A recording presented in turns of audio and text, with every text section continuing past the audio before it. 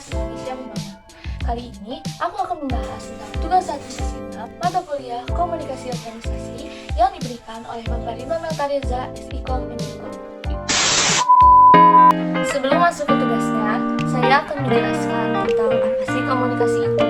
Komunikasi merupakan suatu aktivitas yang menyampaikan pesan, ide, atau gagasan dari satu pihak ke pihak lain, baik secara langsung maupun tidak langsung. Dalam tugas komunikasi organisasi ini, kita akan membahas tentang komunikasi dalam sebuah perusahaan. Jadi, komunikasi perusahaan dapat disebut juga corporate communication yang merupakan urat nadi dari sebuah perusahaan.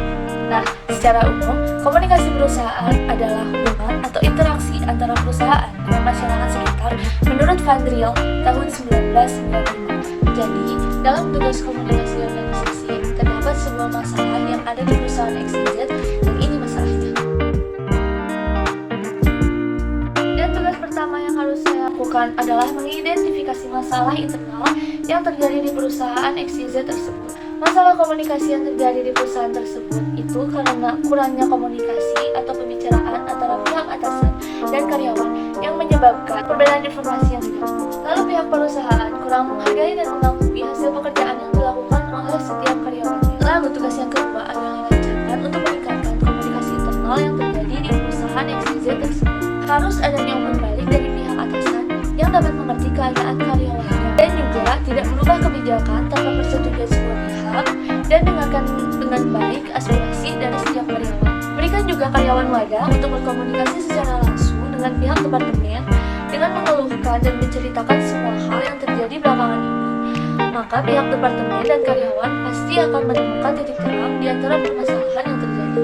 Dan untuk kedepannya, jika ada suatu peraturan yang akan diubah dari perusahaan, sebaiknya memberitahu terlebih dahulu kepada setiap karyawan atau melakukan rapat bersama dengan perwakilan karyawan yang dipercaya dapat menjelaskan kembali informasi yang didapat pada karyawan lain agar tidak terjadi lagi kesulitan dalam mengerjakan tugas bagi karyawan.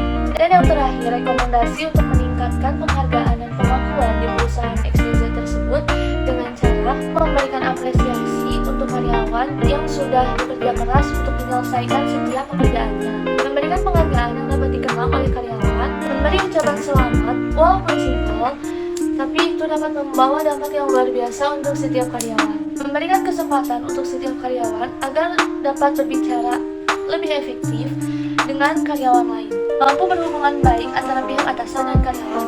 Dan yang terakhir, memberikan kesempatan dan kepercayaan kepada karyawan untuk bertanggung jawab terhadap pekerjaannya.